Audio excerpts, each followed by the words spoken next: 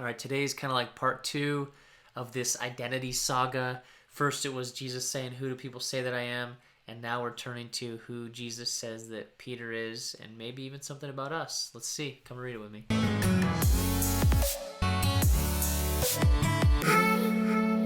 Hey everybody, welcome back to Bible Time. Craig here. I guess not everybody's maybe back. If you're new, then thanks for joining. I don't know how you heard about this. Maybe somebody shared it or you came across it on TikTok or whatever, but if that's you, I'm so glad that you're here. Thanks for joining. Hey, leave in the comments how you made it here, how you found out about this. But for this particular reading, I want to invite you to actually pause this and go at least back until yesterday. Yesterday's video is really, really important to building up to today. Normally that's not the case. You can pick up wherever. But just so you know, we've done many books already since January 1st. Gospel of John, Acts, Philippians, Ephesians, Luke. We've done a lot. So here we are in Matthew chapter 16. We're picking up at verse 16 today. But yeah, again, if you're new or you didn't catch yesterday, make sure you go back and watch that one because it's totally a two-piece message. So yeah. And also, if you're new, just want to let you know, it's not really a place for Bible study. This is a place where we're learning how to do devotional reading. That is, the primary purpose of our reading is to grow in relationship with Jesus, not just to learn more about him. So anyway, this passage is packed full of good information, but ultimately my hope is that we'll all grow in our affection and our love for God. So let's jump right in. Quick recap. Jesus takes his disciples to the outermost section, to this city called Caesarea Philippi, place where there's all these temples to gods, and it's in this place that he asks about his identity. He asks his disciples, "Who does everybody else say that I am?" They give some cuckoo, crazy answers. He doesn't even address their answers, and he says, "But who do you say that I am?"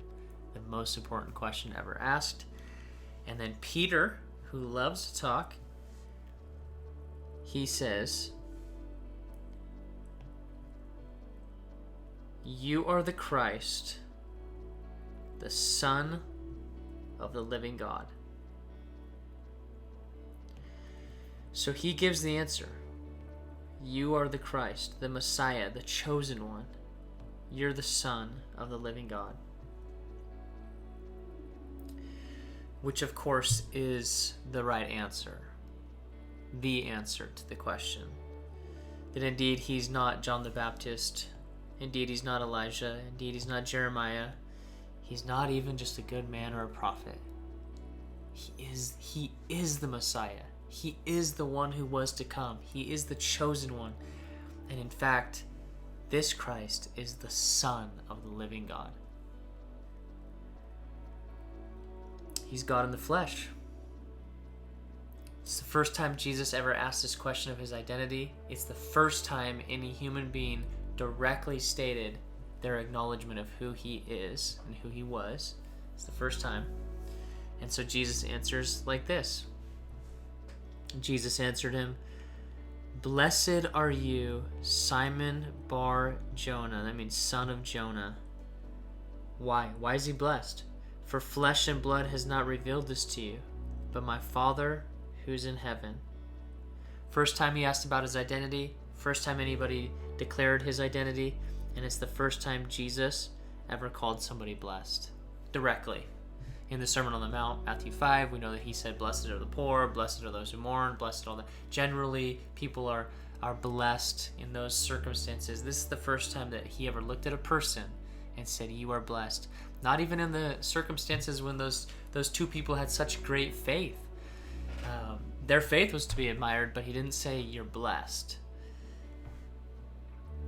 First time ever, somebody's blessed in Jesus' opinion when they recognize who he is.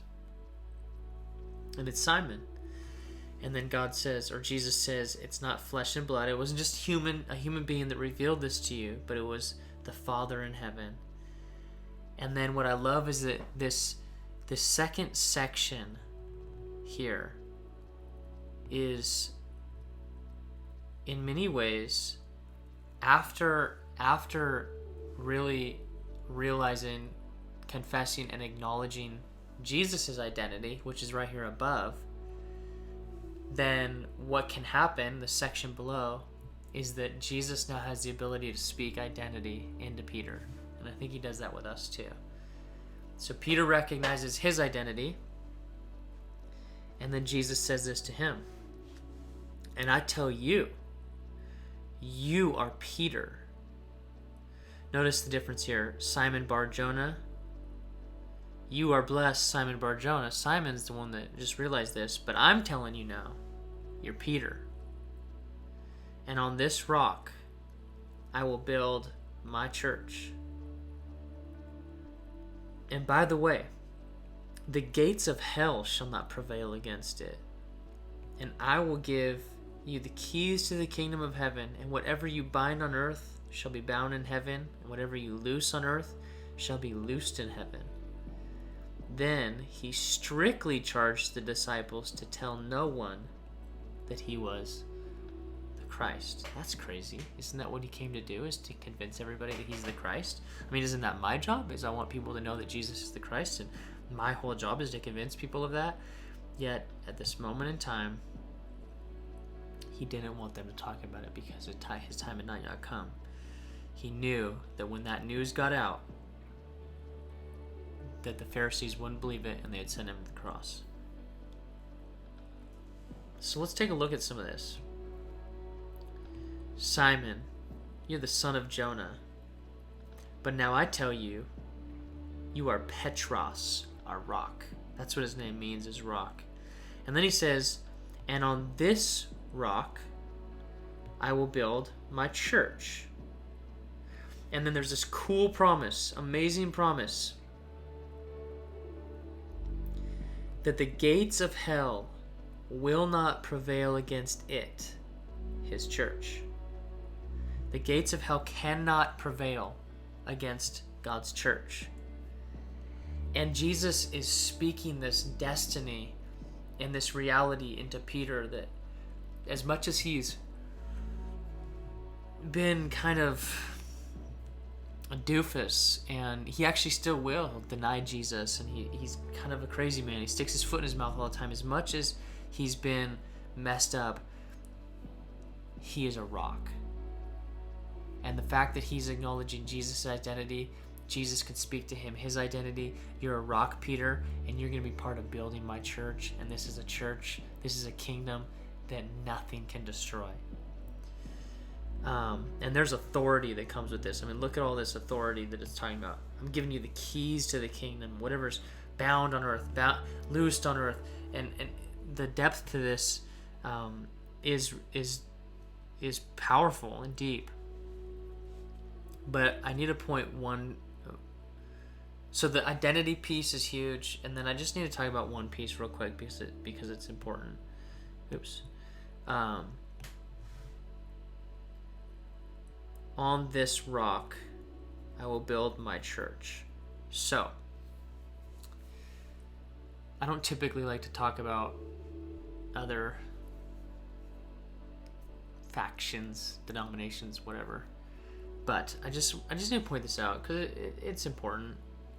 So, the Catholic Church, the Roman Catholic Church as we know it today, their whole historical belief is that this sentence, verse 18, Jesus is specifically saying, Peter, you are a rock, and on you, the rock, I'm going to build my church.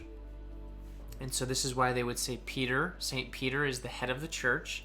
This is the same reason that they would argue that anybody that's even allowed to become pope, has to prove, as if that's even possible, but prove that they are in the bloodline of Peter. Because it's actually a belief. This is why there's one man at the top of the church, the Pope, because it's actually a belief that God's plan was to build the entire church on one person, Peter, and his heritage or his heirs. And so the idea is that the Pope is representing Peter, that the Pope is in his bloodline, and that God's plan was to build his church on this one guy. Now, what we believe, and I'm just inviting you to consider the reading of this text, that Jesus is doing a play on words, that he's saying, hey, this is the all-important question. Who do you say that I am? You are the Christ. And then Jesus says, and you are Peter, you're a rock. And on this rock, speaking of the declaration of his identity, on this rock, the chief cornerstone, on this rock, who I am, you recognizing that I'm the Messiah. You're a rock, and on this rock, I'm going to build my church. And by the way, you're going to be part of that thing. And you're gonna have authority in this thing. But it's not on the rock of the person. The whole church is on one man, Peter and his heirs. No. The rock is the identity of Jesus and who he is and what he came to do. And so what we believe is that this is a beautiful, amazing passage where once we recognize who God is, he can speak to us our role, our security in this whole thing, and the plan that he has for us to be part of it. But ultimately, it's not about us and our glory. It's about him, his identity, his kingship, and his kingdom. So,